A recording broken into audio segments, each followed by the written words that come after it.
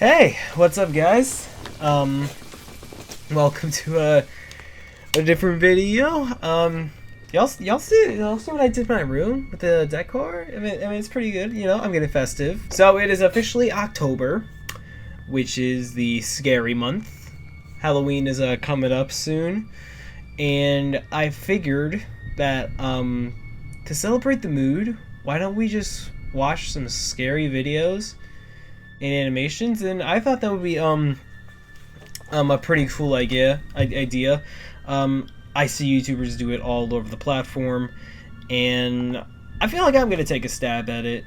So we're gonna be reacting to a couple of these. Let me know which one's your favorite, and let me know which one if you've seen any of them before. But anyways, yeah, let's go ahead and get started. Okay, let's go ahead and do this. And just so you guys know why I'm talking quietly, is because it's like 10 o'clock and I don't want to like disturb my parents or anything. But anyways, we're gonna start off with this one. It's called True Scarecrow's Horror Story Animated. It was posted by Wanze Entertainment. I'm gonna leave all the links in the description for you to check out yourself, and that way I avoid the copyright strike. Anyways, let's go ahead and check out this True Scarecrow's Horror Story Animated. Alright, here we go.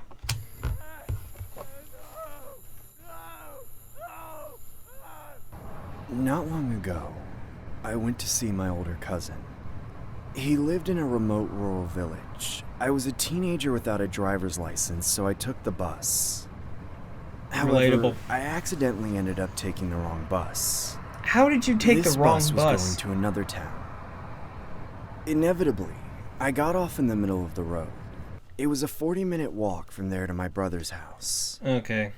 Also, the area was so remote that there were very few buses around there. I ended up just deciding to walk. There were only fields around, and not a single person was seen passing by. Ooh. Just then, I saw some scarecrows standing in the field, which was very unusual. They all looked like real people. I looked at one of the scarecrows. There are no farms around either. They must have set up some mannequins, I thought.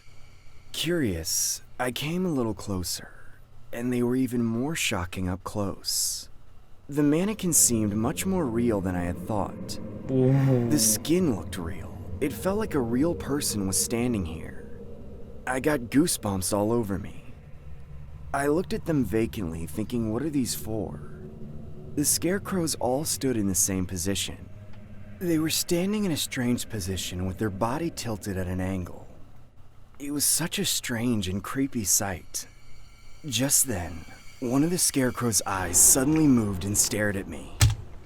Now, if that was me in that situation, I would be out already. That, or I'm punching them in the face. I was so surprised that I fell back. The scarecrow moved towards me as soon as I thought I had mistaken it. I screamed and started running like crazy. Just then, a scarecrow, or a man dressed as a scarecrow, rushed towards me with a sickle in his hand. He ran after me, making some weird sound.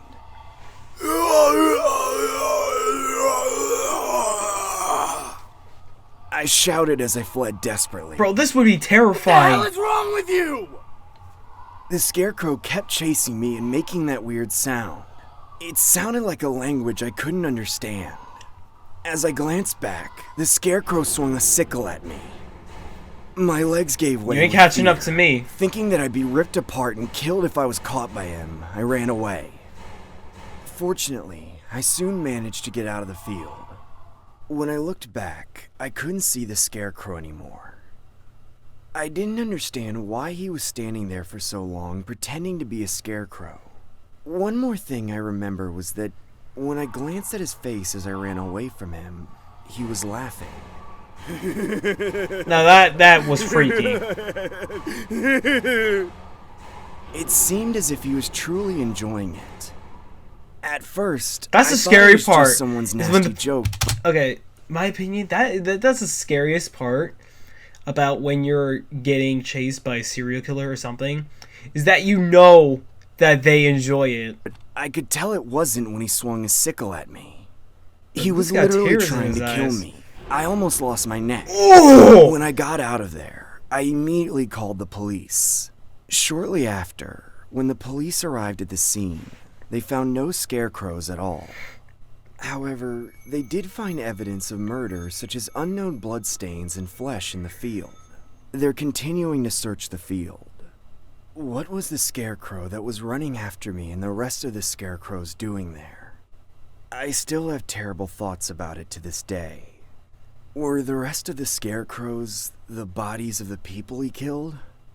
If I didn't get out of there, would I have become one of those scarecrows? Oh. Or were the scarecrows other murderers in disguise? Yo, that was crazy. That really gave me vibes from... What's that game called? I can't remember the name.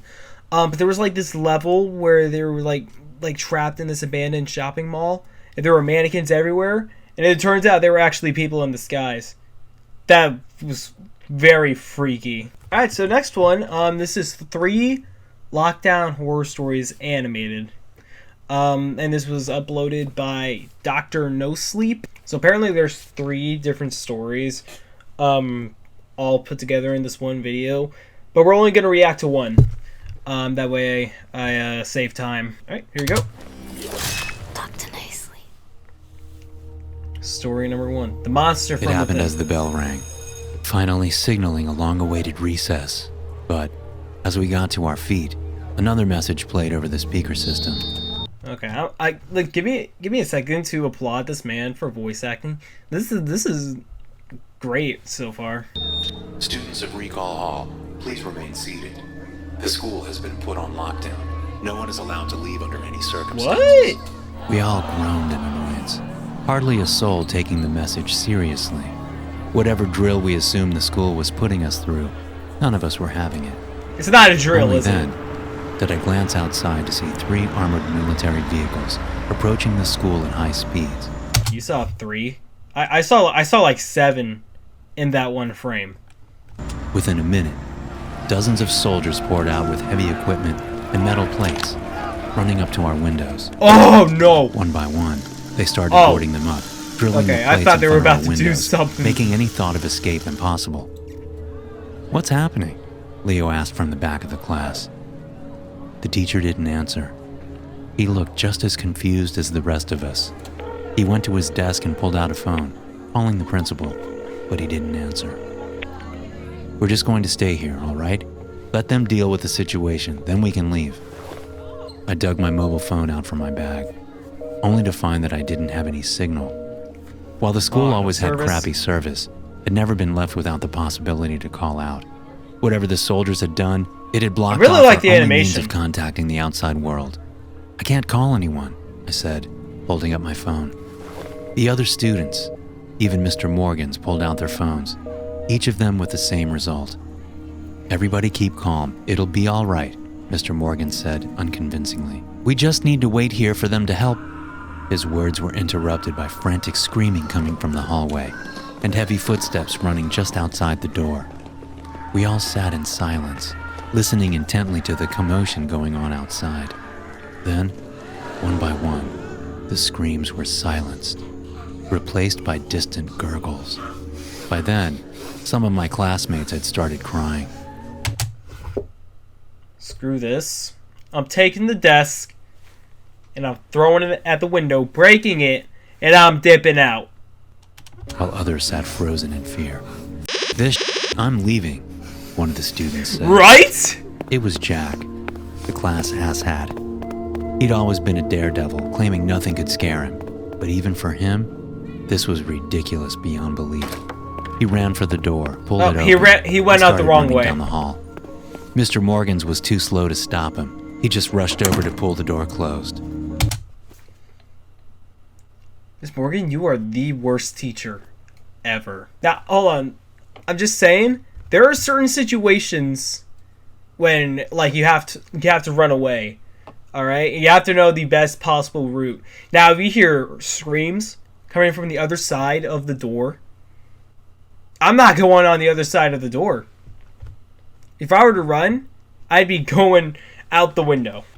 We all sat back, ready for another bout of screams, but they never came. By all means, it seemed like Jack had made it to safety. But how he'd possibly leave the school, we didn't know. He made it? Leo called from the back. I don't know. It sounds like he's fine. Another one chimed in. As the news of his escape hit us, more of the students started feeling confident we could get out with him. Whatever the military had blocked the school for, it wasn't to keep us safe, so staying in one place might end up getting us all killed.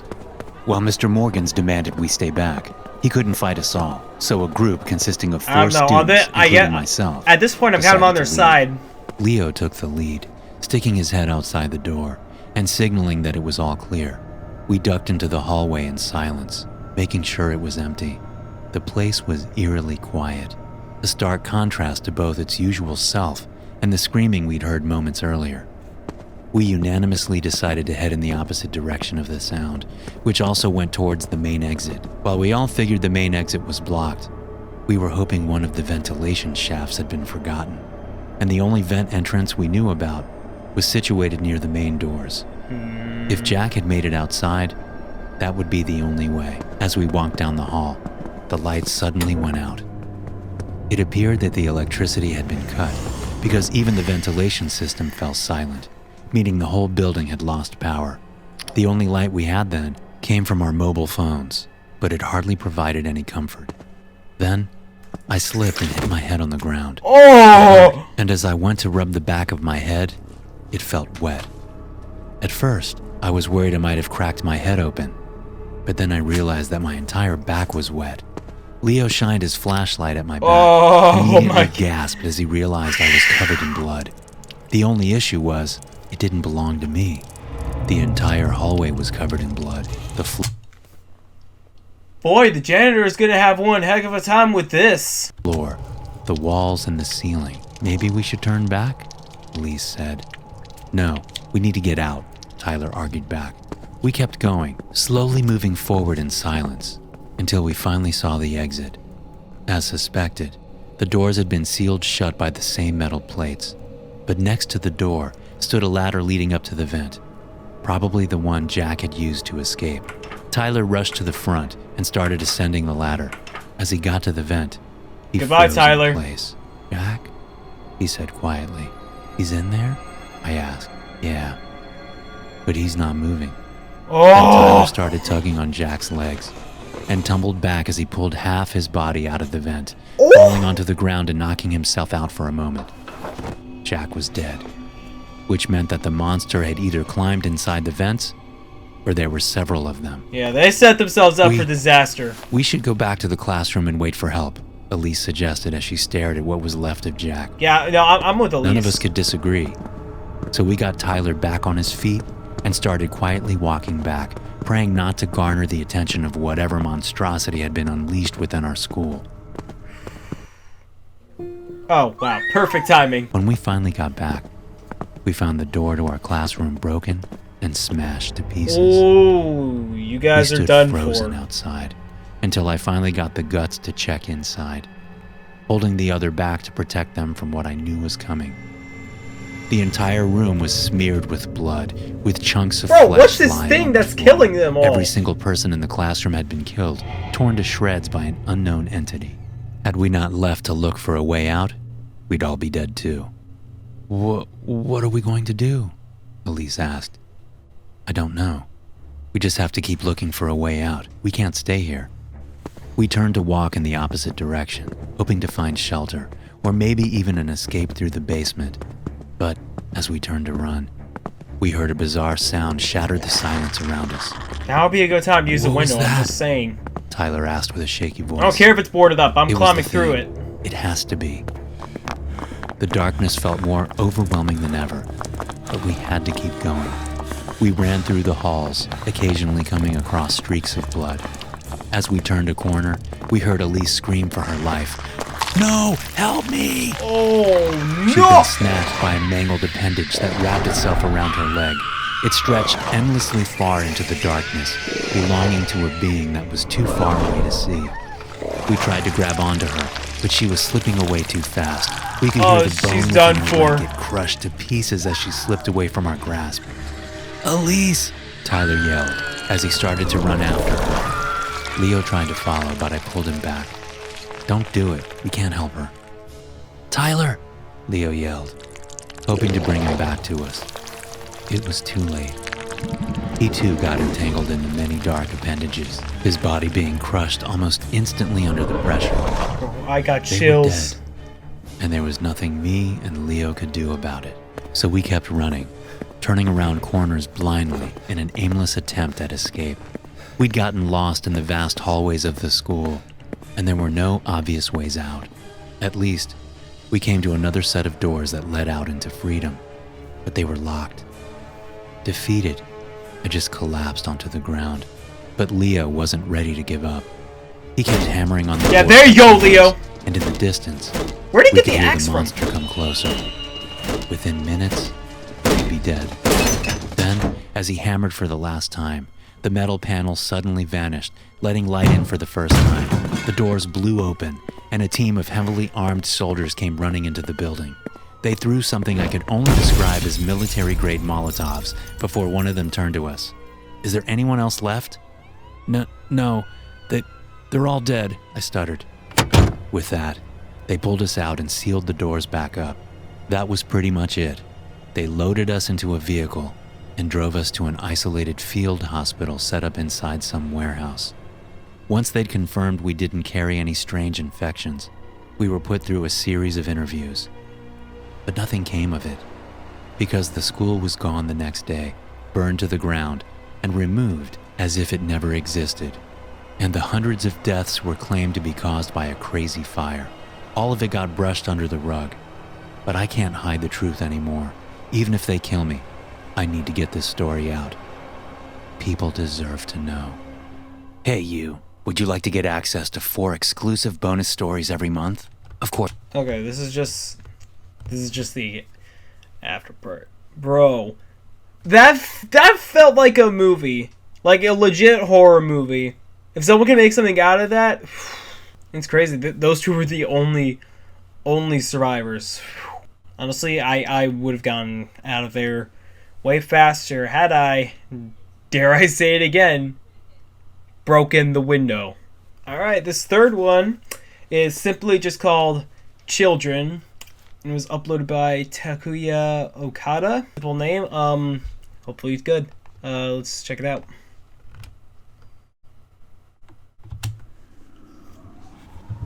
This does not look good already.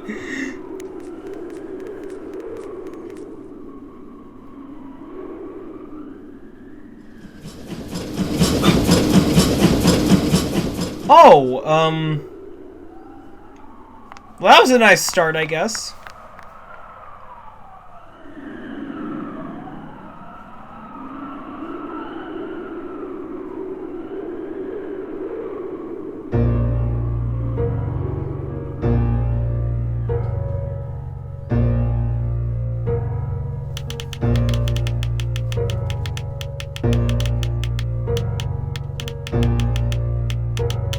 This is kinda weird, I'm not gonna lie.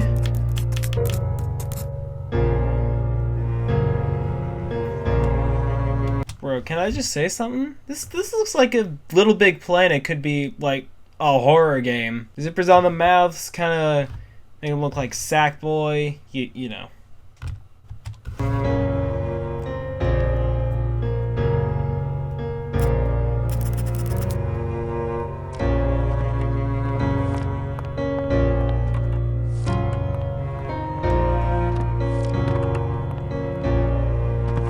Wow, perfect 100s from all of your students.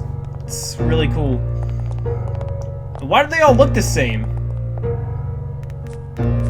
Oh god, another dog? You're gonna get hit by another? Oh.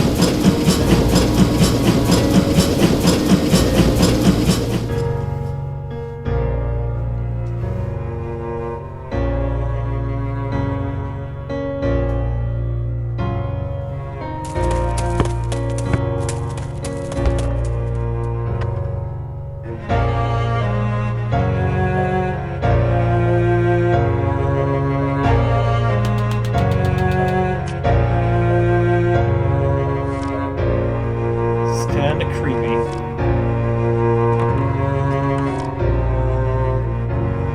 These have to be the most perfect. What? What's up?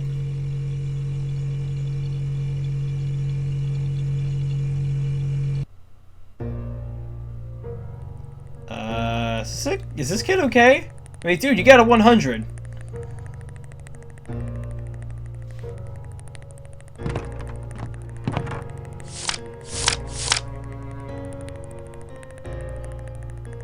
As I was saying, these have to be the most perfect kids.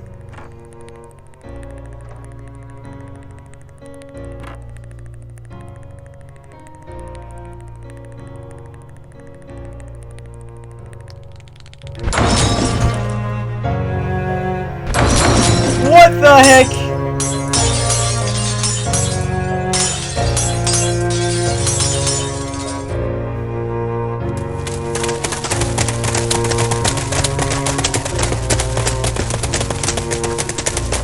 Oh, here it comes again.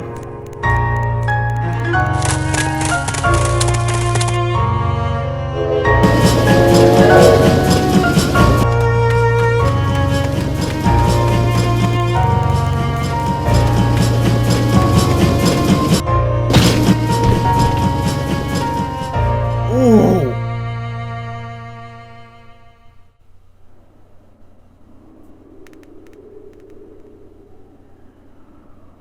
Yeah, I think he's dead.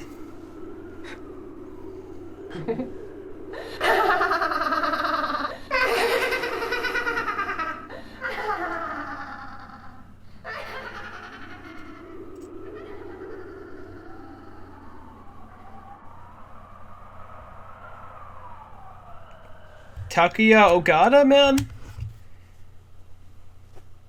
You have some messed up stuff going on. Okay, that was more like weird creepy than like a horror creepy. Alright, so next we got Other Lily horror animation by David Romero. It was posted by Let's Read. Now, I've seen some of David Romero's animations before, and they get pretty freaky. And I'm hoping this one is pretty good as well. So, oh crap! I think my headphones messed up. All right, Other Lily.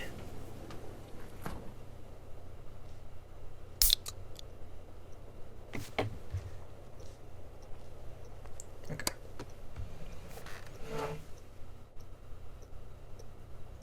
Make sure Beth goes to bed before 10. It's 11 right now, isn't it? So she should be in bed.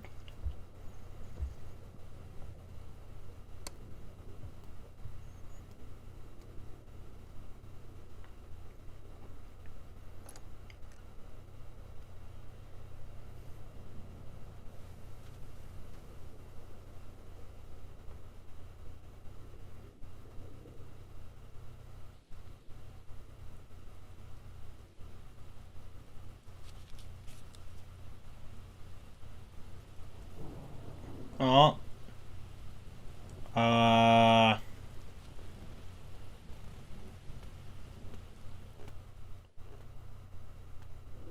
Kids, probably. Yeah, they're just being kids, you know. It's gotta be the case, right?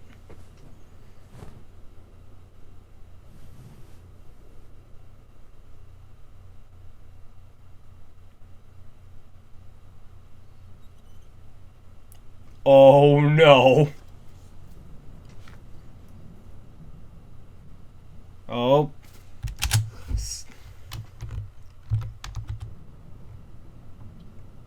It says 3 a.m. Y'all know what time it is.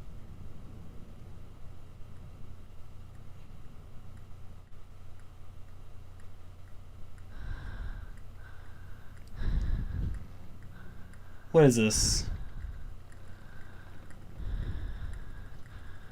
Oh, she's having sleep paralysis.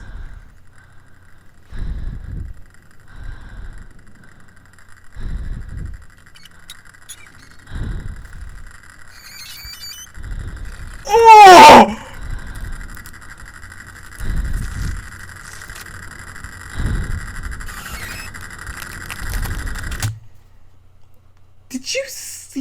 the way it got up.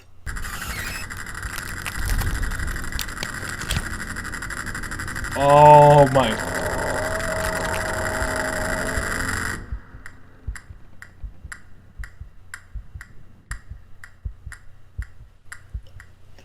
Guys. Oh my.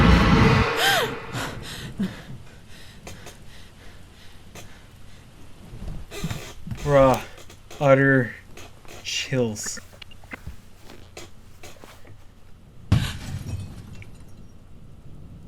No, don't go down there.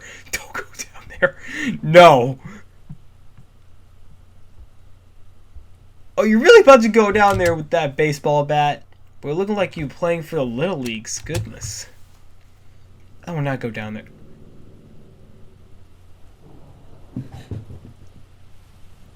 Oh, nope.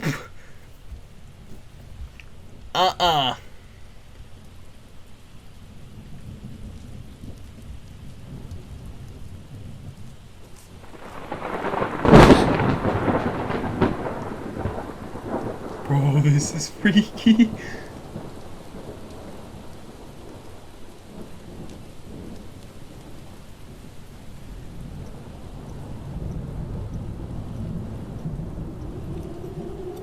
It's in the house! Oh, it's in the house!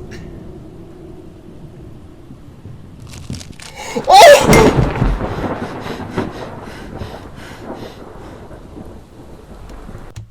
That was so quick.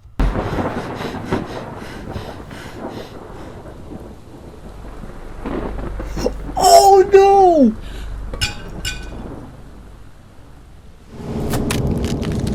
Oh!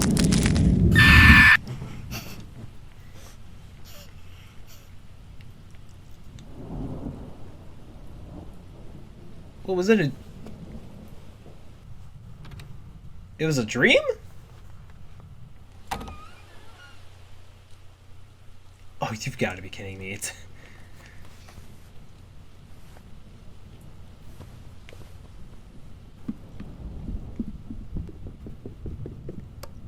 You've got to be kidding me.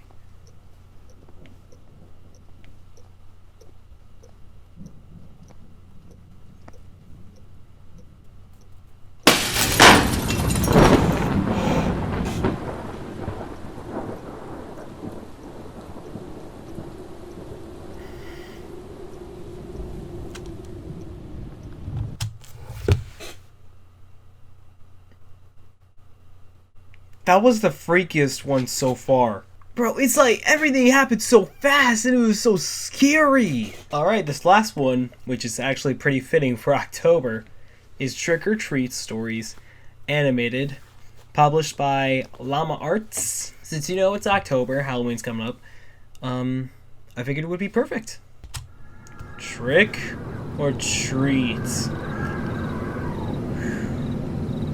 It was Halloween night of 2007, freshman year in high school, and I was with my friends, Ivan, Ryan, and Jesse. We were all dressed as the Super Mario characters. Hey yo, it's me, a Chris Pratt! Oh, and poor Waluigi here never got his chance to shine in Smash because Sora had to take the spotlight. I was Luigi since I was the second tallest. Ivan was Mario since he's short and buff. Okay, let me get this straight out of the way. It's Mario, not Mario. Not that Mario was buff. Jesse was Waluigi because he's freakishly tall and skinny, and Ryan was Wario because he's just really fat. So they were the perfect group costumes for us. We live in a very non-congested suburban neighborhood with a decent amount of space in between houses. On Halloween, that's the worst thing ever. Less bang for your buck.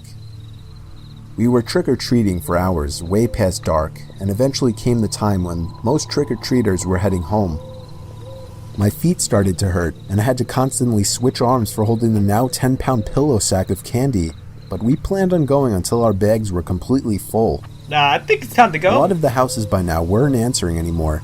It was probably past their cutoff time for giving candy to trick-or-treaters. Approaching our next house, we saw a purple bucket on the stoop, which was the best feeling ever. I was the one to get close enough to realize it was empty, which was the worst feeling ever. I turned around when I heard a knock at the window of the house. We all looked at the window. Couldn't see anyone, but heard someone call out, "Wait." The door opened and an older man, late 40s, already balding, stepped outside. He told us to come inside so he can get us some more candy. No. Life lesson, kids. If people said they got free candy in their house, it ain't true. You get as far away as you can. Because you know the moment you step in, it's over. I said we could just wait out here. He responded saying something along the lines of, "Nonsense, come on in, we'll get you your candy." Ivan stepped in and said, "It's alright. Come on, Dan, let's go." I told the guy to take care and apologized. He just stood there watching as we walked off, not saying anything. I felt bad, but at the same time, that guy seemed like a creeper, and I figured I just dodged a bullet not going in there. If the story ended there, it wouldn't be scary, so of course, it didn't end there. We skipped a few of the guy's neighboring houses just to get further away, and continued on with our business. We were walking down close to the nature preserve now, so there weren't many houses around us. At this point, we were now walking back closer to Jesse's house. I noticed Ryan had stopped walking, and I turned around to see what's up. He said he heard someone moving from behind the trees in the preserve. Now this was before everyone's phones had flashlights, so we couldn't just go searching in the woods for someone. Besides, we were just telling Ryan that it must have been a raccoon or something. You may think this is a bit of a cliche, but when things like this happen in real life, you always assume the more logical possibility. It's just natural. Why would we assume we were being followed? I had to put my arm around Ryan's shoulder and nudge him forward. A little ways down the street, me and Ivan picked up on the sound as well. When we all stopped, the sounds of the footsteps from beyond the trees stopped as well. Ivan yelled at the obvious stalker to go away, or we would beat the shit out of them. I knew he was just bluffing though. I could hear the nervousness in his voice. The snap of a twig from beyond the trees triggered a fight-or-flight response in all of us. Me, Jesse, and Ryan all ran for it. Ivan was at first charging to attack, but he quickly followed. And this is disappointing too, because he dressed up as Mario. After realizing we had all taken off. We ran down the dark street, and we all noticed the sounds of at least 2 or 3 pairs of footsteps crushing the twigs and leaves in the woods. We banked it hard right down Jesse Street when it finally came up, and ran straight for his backyard, entering his house through the back door. The first thing we did was peek out through his living room window. We couldn't see anyone. We all had to gather our thoughts and discuss what the hell just went down in his living room, when all of a sudden we heard Jesse's backyard gate slam shut. Jesse dove to turn off the lights. There was a click and a bang from down in the den. It was more than likely Jesse's back door. We all agreed to go down armed with knives and face them. Jesse turned on his back door light, but there was nobody out there. Just then the front door opened, and we all screamed like animals. Jesse's mom and sisters came rushing downstairs. They had just gotten home from their friend's little house party. We all rested assured knowing it was just them. Jesse explained what happened, but made it seem a lot less dramatic. Me and Ivan went home after that and called it a night. At 12:30 a.m., I got a disturbing text message. It was from Jesse.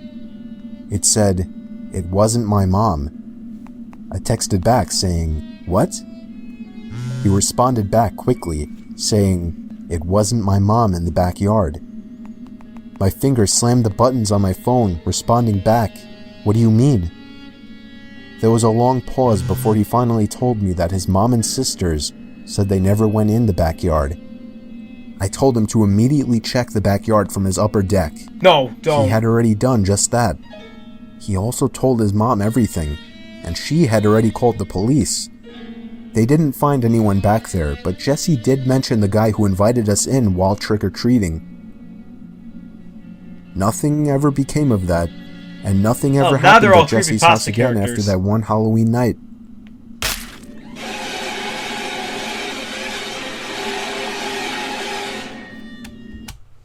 That was freaky, but nothing really happened. Okay, I think that was a good place to stop it. Hold on, let me just get this out of the way.